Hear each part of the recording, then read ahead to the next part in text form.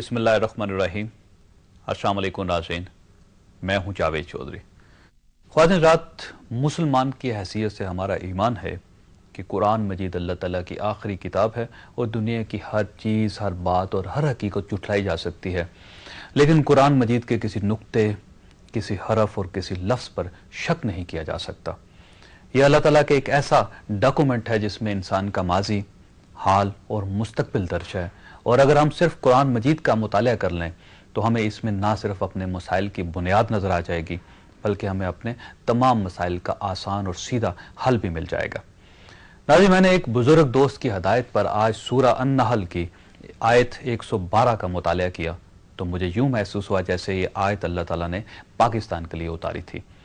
मैं बात आगे बढ़ाने से कबल आपको इस आयत का तर्जुमा सुनाना चाहता हूँ। आयत का तर्जुमा कुछ यूं है, और अल्लाह एक ऐसी बस्ती की मिसाल देता है जिसमें अमन भी था और इत्मीनान भी, और बस्ती के लोगों को हर तरफ से फरावानी से रिज़्क मिलता था, लेकिन फिर उन लोगों ने अल्लाह की नेमतों की नाशुक्री की और अल्लाह ने जवाब में उन्हें भूख और खौफ का लिबास पहना दिया।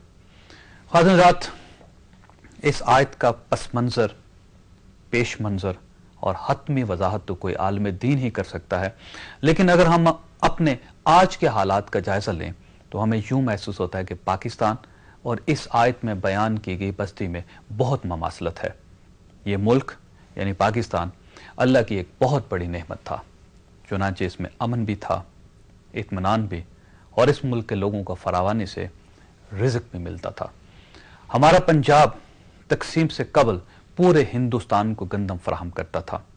क़याम पाकिस्तान के बाद भी पंजाब मशरकी और मगरबी पाकिस्तान के दोनों हिस्सों के लिए अनाज उगाता था, लेकिन फिर हमने अल्लाह की नाफरमानी की, हम नाशुक्री के मुर्तकिब हुए और अल्लाह ताला ने बतौर सज़ा हमें भूख और खौफ का लिबास पहना दिया। लिहाजा आज हमारी भूख का ये आलिम है कि हमारे देहात में भी गंदम नहीं मिल रही। हमारे किसान भी शहरों से सब्जियां खरीद कर गाँव लाते हैं और पूरे मुल्क में आटे के लिए कतारें लगी हैं, जबकि शादी ब्याह और इफ्तार पार्टियों में करोड़ और अरबपति लोग भी भूखों की तरह खाने पर टूट पड़ते हैं। नाज़रीन, हमारी भूख सिर्फ रोटी तक महदूद नहीं रही, बल्कि हम में से हर शख्स दौलत, ओहदे, स्टेटस, बड़ी गाड़ी, बड़े मकान, बड़े बैंक बैलेंस, बड़े दफ्तर और लंबे इक़्तिदार की भूख में मुब्तला हो चुका है, और हम अपनी ये भूख मिटाने के लिए किसी भी सतह तक जा सकते हैं। आप अगर गौर करें तो आपको महसूस होगा कि हमने सर से पांव तक भूख का लिबास पहन रखा है। यही सूरत हाल नाज़रीन खौफ की है। हम आज से 30-40 वर्ष कबल बेखौफ हुआ करते थे, गलियों में और छतों पर सोते थे और काली रातों में अकेले पैदल सफ़र किया करते थे, और हमारे दिल में किसी किस्म का कोई खौफ नहीं होता था।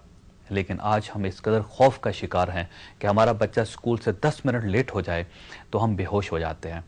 हम पानी के खौफ का शिकार हैं, हम बिजली और पेट्रोल के खौफ का शिकार हैं, हम बम धमाकों और खुदकश हमलों के खौफ का शिकार हैं, हम रुपए की कदर में कमी के खौफ का शिकार हैं, हम अमरीकी मज़ाइलों के खौफ का शिकार हैं, हम तालिबान के खौफ का शिकार हैं, हम कारोबार के मंदे, बैंकों की दिवालियापन और स्टॉक एक्सचेंज के गिरते बढ़ते इंडेक्स के खौफ का शिकार हैं।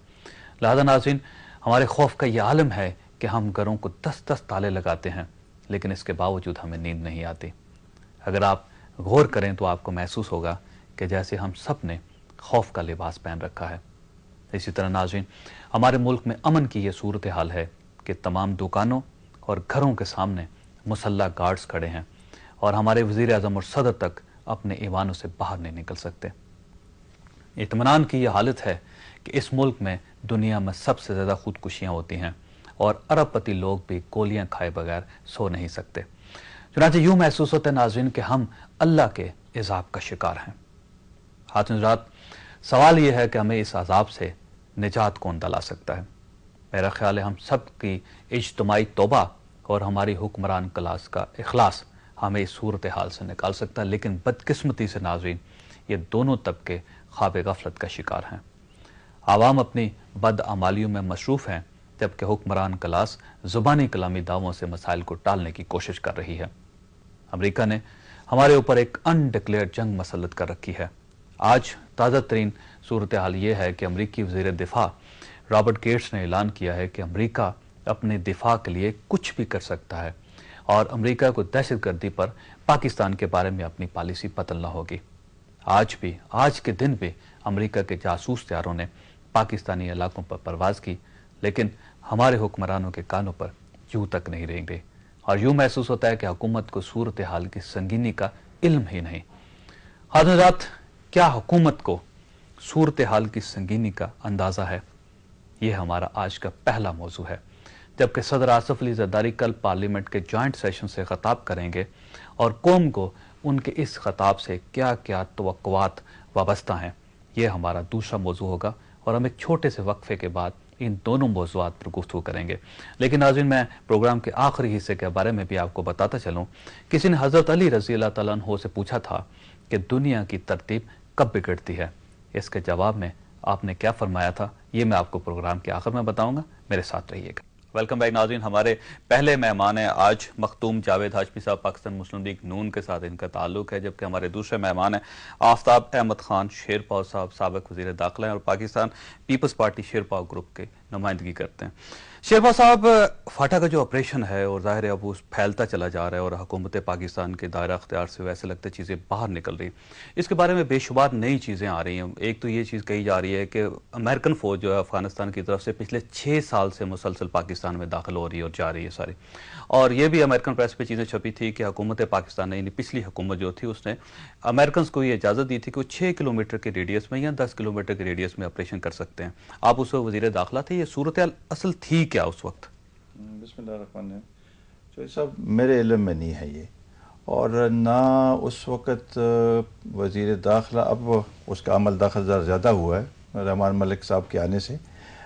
اس وقت وزیر داخلہ کا کوئی عمل دخل نہیں تھا ٹرائبل ایریاز میں، بلکہ سارا پریزیڈنٹ، گورنر اور وہاں پر آرمی اور فرنٹیئر کور وہی چلاتے تھے، اور جو ان کی ٹرائی پارٹائٹ الائنس ہے اس میں بھی اس کا وزیر داخلہ کا یا انٹیریئر منسٹری کا کوئی عمل دخل نہیں۔ ہمیں صرف رپورٹ آتی تھی کہ یہ ہوا یا یہ ہوا ہے، تو میرے علم میں تو بالکل کچھ نہیں ہے کہ آپ اسی علاقے کے رہنے والے ہیں، ذاتی طور پر آپ کی معلومات جو ہیں وہ کیا ہیں؟ جی نہیں، ذاتی طور پر معلومات تو وہ تو سب کے سامنے ہے کہ کیا کچھ ہوا ان دنوں میں اور اب جو کچھ ہو رہا ہے۔ امریکن داخل ہوتے تھے اس وقت پاکستان کے علاقوں میں؟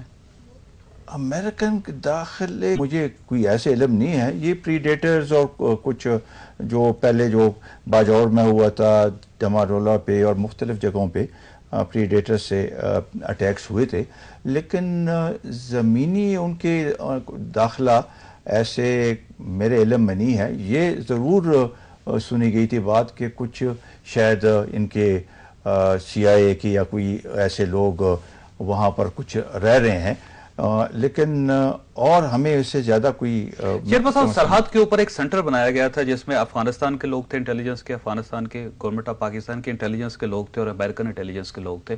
کہا یہ گیا تھا کہ 12 اس قسم کے سینٹر بنے گے، لیکن اس میں ایک سینٹر جو تھا وہ آپ کی حکومت کے درمیان بن گیا تھا۔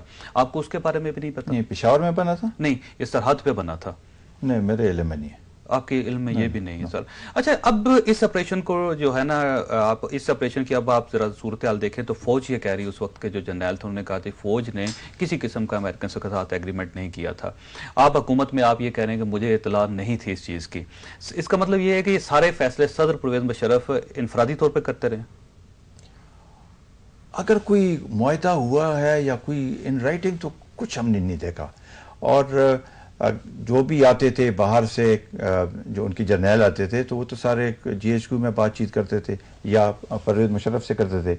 ہمارے پاس تو رچرڈ باؤچر وغیرہ جو زیادہ پولیٹیکل وہ چیز تھی، وہ آتے تھے اور وہ کوارڈینیشن کہ بھئی ہونی چاہیے، یہ باتیں ہوتی تھیں، لیکن اور میرے علم میں کم از کم نہیں ہے کہ یہ آپ باقی جو فیصل صالحات مجھ سے پہلے رہیں ان کے علم میں بھی یہ بات نہیں ہوگی۔ ٹھیک۔ ہاں، ہاشمی صاحب، کل صدر صاحب جو ہیں وہ جوائنٹ پارلیمنٹ کے سے خطاب کر رہے ہیں اور ظاہر ہے اس کے بعد وہ امریکہ کے دورے پر جائیں گے، اور یہ جو ان کا خطاب ہے یہ اس لحاظ سے بڑا اہم ہے کہ اس سے ہماری